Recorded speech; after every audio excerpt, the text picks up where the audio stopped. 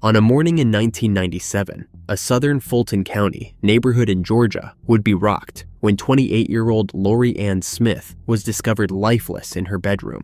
For over 2 decades, the quest for justice seemed futile as the case went cold, buried under the passing of time and unanswered questions. But modern technology would breathe new life into the forgotten tragedy, revealing the dark truth behind her tragic demise and the identity of the man responsible. Lorrie Ann Smith was a woman of many talents and passions. As a multilingual marketing professional, she dedicated her evenings to serving as a youth counselor at Union Christian Church in College Park, Georgia. Lorrie shared her home with her parents, who adored their daughter and were proud of her accomplishments. On May 25, 1997, Lorrie's parents awoke to a horrific discovery. Her father entered her bedroom, expecting to wake her for church, only to find Lorrie lifeless on her bed, shot in the back at point-blank range. There were no signs of forced entry, robbery, or assault, but it was clear that Lorrie had fought back against her attacker, leaving behind evidence that would eventually prove crucial. Despite the significant amount of the suspect's blood found at the scene, the investigation quickly stalled, leaving Lorrie's family without closure. In the years that followed Lorrie's tragic demise, the investigators pursued numerous leads, but the absence of modern DNA testing techniques hampered their efforts. The case became a cold file, with little hope of resolution. Lorrie's family held on to hope, desperately yearning for answers while grappling with their grief. As advancements in forensic science emerged, the possibility of solving cold cases began to materialize. The detectives revisited Lorrie's case, seeking new ways to analyze the evidence that had once been deemed insufficient. For over 2 decades, Lorrie Ann Smith's case remained shrouded in mystery, a painful reminder of the unresolved tragedy that had upended her family's life. Traditional investigative methods had failed to yield a suspect, and the case grew cold, filed away with countless others that had slipped through the cracks of time. But forensic science was evolving, offering new hope where there had previously been none. In November 2018, the Fulton County Police Department decided to utilize a bold new initiative to revive cold cases, leveraging advanced DNA technology that had emerged since Lorrie's slaying. They turned to Behrman Nanolabs, a private forensic laboratory known for its innovative approach to genetic genealogy. This method involved analyzing DNA collected from crime scenes and cross-referencing it with public genealogy databases, an avenue not available during the original investigation in 1997. Detectives submitted the blood evidence from the crime scene to Behrman, where it was processed using cutting-edge DNA analysis techniques. To their surprise, the results revealed a familial connection, identifying a distant cousin of the suspect who had submitted their DNA to research his family tree. This breakthrough reignited the investigation, providing detectives with a lead they had been waiting for. With the newfound genetic information, investigators employed traditional sleuthing techniques to trace the family tree of the identified cousin, eventually narrowing down the list of potential suspects. This process led them to the identification of Jerry Lee Sr., a former corrections officer who lived just a short distance from Lorrie's home at the time of the crime. The detectives obtained a search warrant for Lee's DNA, which was confirmed to match the blood found at the crime scene. The authorities swiftly apprehended him in a hotel room where he was staying with his wife. The arrest was a significant moment in the long struggle for justice, bringing the case to the forefront of local news.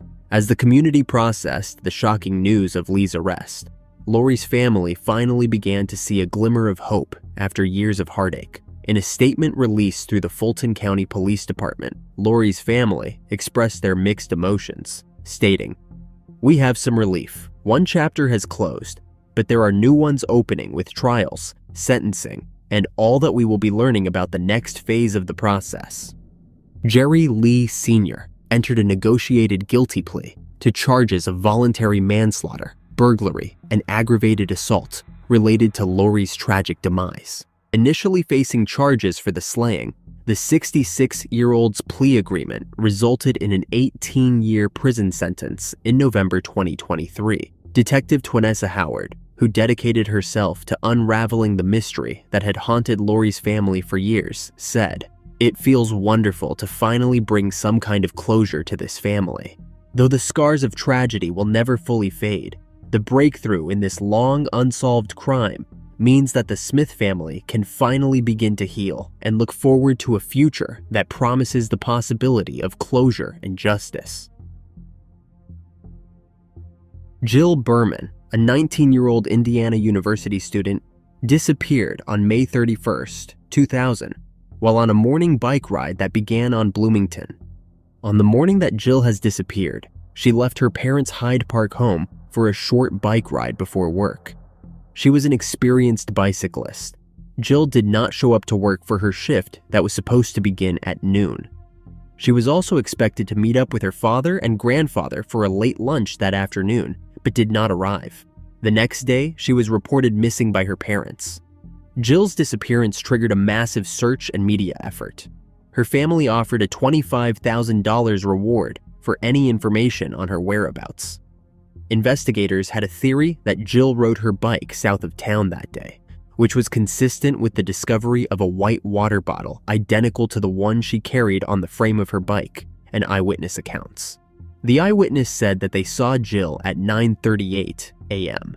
However, there was a problem with this report, as the police knew she had logged off from her email on her computer at 9:32 a.m. There was no way she could get to that location in just 6 minutes. The dogs used in the search also did not pick up on any scent at that location. She was also spotted by a former classmate riding on Harrell Road, near the area where the water bottle was found. Another witness said that they saw a young woman who looked like Jill riding her bike north of the bike dump site across from Pedon's Hayfield Gate on North Maple Grove Road at around 10 a.m. The police confirmed that Jill had been in that area. A search dog picked up her scent. A third witness said she saw a white commercial van near North Maple Grove Road at around 8:30 that morning. It was a Ford van that the witness claimed had 2 men inside. They saw the van again at 9 a.m., and they told the police that they thought it was possible that it was a Bloomington hospital van. The police did not really think much of it at those times, as Jill was still at home logged on to her email. Later on, another report came in from a witness that said just before noon on that day, they saw a bike laying off the east side of North Maple Grove Road near the intersection of North and West Maple Grove Roads. The witness told the police that the owner of the trailer home at 1465 West Maple Grove Road is John Myers. He had all the blinds closed that day. The witness was very adamant that this was something that the owner never did. John apparently also parked his car in a different spot than usually, and the witness went to ask him why, to which he answered that he wanted to be left alone. That is when police decided they wanted to question him to see if he knew anything about the disappearance of Jill. When the police arrived, they saw the bike and identified it as the one that belonged to Jill. The police learned that John worked at the Bloomington Hospital warehouse, and that he sometimes drove a white Ford van. He told the police that he was on vacation from May 29th to June 2nd, but that he was home for most of his vacation. He was planning to go away, one of the places being Myrtle Beach, South California. He said that his girlfriend canceled their plans a few days before they were set to go because they broke up. The police had his phone records and asked him about some of the calls he had made from his trailer on the day of Jill's disappearance. John said that his mom made the calls, not him. John said that he was depressed, and his mother made the calls to see what options there were of things that they could do so that he could take his mind away from the breakup. The police questioned his ex-girlfriend, Carly Goodman. She confirmed that they were previously in a relationship, but she told the police that they never had any travel plans. On June 5th, John spoke to the police again and said he was worried about the girl that had gone missing, and he was worried that people would think he had something to do with it. He also said that if something bad happened, he was always the one that got the blame. He made another interesting statement to the police. He told them that he knows they had not yet found Jill's body and that by now she is probably deceased. The FBI joined the search on June 6th. On June 26th, the police questioned John's grandmother, who said on the day of Jill's disappearance, he called her asking to borrow some money, but she had to bring it to him because the police had roadblocks set up near his house and he was a suspect in the case, so he did not want to leave his home. The next month, the FBI questioned John's dad. They noted that he was very nervous during the questioning, but other than that, he did not say anything that they thought was suspicious. In August, authorities questioned John's brother, Samuel, and he told them that his 12-gauge shotgun that he kept at his dad's house was missing. One of John's co-workers said that John told them he wondered if the police would search a barn out on one road. John apparently also told a co-worker that he knew the perfect spot to get rid of a body. He told the same co-worker that he knew someone in Florida that had Jill's ID and banking checkbook. The reward for any information leading to finding Jill went up to $50,000. The new theory investigators employed was that she had ridden her bike north of town. John spotted her from inside his home, and in a fit of rage over the breakup of his relationship with another woman, he left his home, abducted Jill, and subsequently ended her life. On April 18, 2001, the police had a theory that Jill might have been a victim in a hit and run, and that the person responsible hid the body. In May 2001, the reward went up to $100,000. Shortly after, John went to the FBI and told them he found a pair of women's underwear and a small piece of bone in a creek while he was fishing. On March 22, 2002, Wendy Owings confessed to FBI agent Gary Dunn, implicating herself, Alicia Evans, and a third person, Uriah J. Klaus. Owings said she and her two friends took Jill's life. She said Uriah was driving and he hit Jill with the car, and then all three of them got out of the car and stabbed Jill in the chest several times. Owings then said they wrapped Jill in some plastic sheets and tied that up with bungee cord and dumped her body in the Salt Creek. The day following the confession, the investigators began a search of Salt Creek, the location Owings said Jill's body was placed. That search was cut short by flooding and was resumed in July and August 2002 after floodwaters subsided. During these searches, a large sheet of industrial plastic was found, consistent to that mentioned by Owings. On September 9, 2002, a large portion of Salt Creek was drained in the search effort. That effort yielded another sheet of industrial plastic, a bungee cord, and a knife, also consistent with items mentioned by Owings. The search of Salt Creek ended, however, without the discovery of Jill's remains. When the police confronted her, Owings recanted her confession, so the police went to find the other two suspects. They found Uriah Klaus in the Brown County Jail, serving time for battery. He told the police he had nothing to do with the disappearance of Jill Behrman. The police could not even locate Alicia Evans.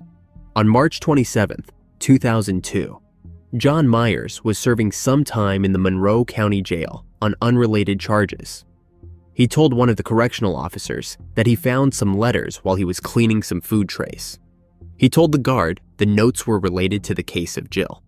He told the guard he wants to help, and he gave the guard a list of possible sites where the body could be found if they would let him out to go search for Jill. On March 9, 2003, human remains were discovered by two hunters in the woods north of Bloomington, near the intersection of Worthen and Duckworth Roads in Morgan County, 20 miles north of where Jill's bike was discovered.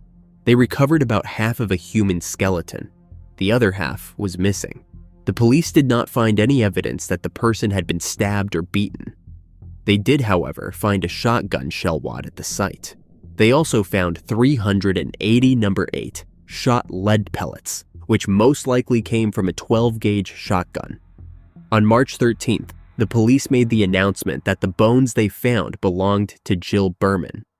Her cause of demise was determined to be a shotgun blast to the back of her head.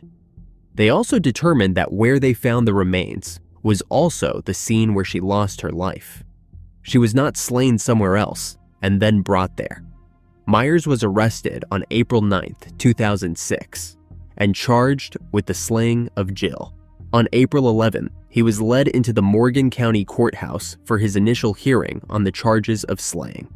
His trial was set to begin in July of that year, but it got postponed till October 16th, and it lasted for 12 days. Though no physical evidence was found tying him to the crime, he was found guilty of the slaying of Jill and was sentenced to 65 years in prison. He appealed on the grounds that he was not adequately represented by counsel at trial. He claimed his defense team was negligent. The next year, another appeal was filed by counsel on his behalf. It took 5 years for the court to set up an evidentiary hearing in May 2013. Myers' appeal was denied in November of that year. His counsel appealed to the federal courts. It took 6 years for that appeal to be heard. In 2019, the court held that his legal counsel performed inadequately, and Myers was harmed by his counsel's errors. In April 2021, the United States Supreme Court denied a petition to review the case.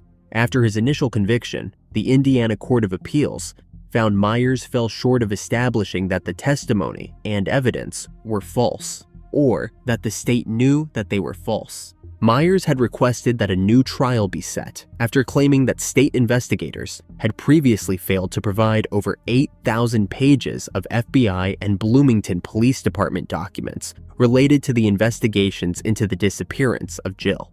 Myers claimed most of these pages included investigation details which would demonstrate his innocence. Without knowing what the evidence was, Myers could not identify a single piece of evidence that the state suppressed. So, the court could not determine if it was favorable to the defense or relevant at trial. According to the district court, these difficulties remain, and despite Myers listing specific evidence he claims is relevant and favorable, the evidence was not before the Indiana courts at the time, and thus cannot be considered. In October 2023, a judge with the United States District Court for the Southern District of Indiana has rejected the request of Myers to have a new trial. Myers is currently serving his sentence at the Indiana State Prison in Michigan City and is eligible for parole in 2037. On the morning of December 29, 1991, 36-year-old Kim Ancona's lifeless body was found on the floor of the men's bathroom in the bar she worked at. Kim worked at CBS Restaurant and Lounge in Phoenix, Arizona as a night manager. She was a single mother of one child. The owner arrived shortly after 8 a.m. to open the establishment. When he stepped inside, he made a gruesome discovery. Kim's lifeless body was lying on the floor of the men's bathroom, naked in a pool of blood, with 6 stab wounds around her neck and on her back. Her clothes were scattered around her on the floor, as well as several wooden shims that had been used as doorstops. Her body was covered in wounds and distinctive bite marks. One of the pieces of wood, which was covered in blood, had been used by the perpetrator to assault Kim, as it was inserted into her body. Former defense attorney Chris Ploward spoke of how Kim had really suffered in a very painful type of way. The perpetrator left behind a whole host of evidence, including hairs and a shoe print. Despite the extensive list of evidence, the detectives struggled to draw any concrete conclusions due to contamination from the space having had multiple visitors. A large boning knife, which seemed to have come from the bar's kitchen, was also found left in a bin with a bent 8-inch blade. The detectives tried to piece together what had happened. They came to the conclusion that Kim had been cleaning up at the end of the night when she was slain. Robbery was ruled out as a motive, as Kim's bag was still behind the bar and the cash register was full. A post-mortem found evidence that would prove crucial. The size and width of the teeth that made the distinctive bite marks, along with the spaces, gaps, and rotations, were all analyzed closely. The perpetrator appeared to have crooked teeth from the marks, causing them to be quickly branded the snaggletooth perpetrator. Given the acts carried out in the attack, the detectives turned their attention to people Kim, who was recently divorced, had been romantically involved with. Ray Crone became the prime suspect, as Kim told friends she had been dating him. His name was written in her address book. The mailman, who had previously been a member of the U.S. Air Force, had non-aligned teeth, which would prove vital to the case. Crone also denied having a relationship with Kim, despite witnesses testifying otherwise. Crone had an alibi for the evening of Kim's attack, Despite the alibi, the detectives still carried out a search of his house. The detectives did not uncover any damning evidence, but they still took his fingerprints and DNA. Crone was also told to bite a piece of styrofoam to compare his bite with the marks left on Kim's body. Crone was arrested on New Year's Eve, 1991, and charged with slaying, kidnapping, and assault.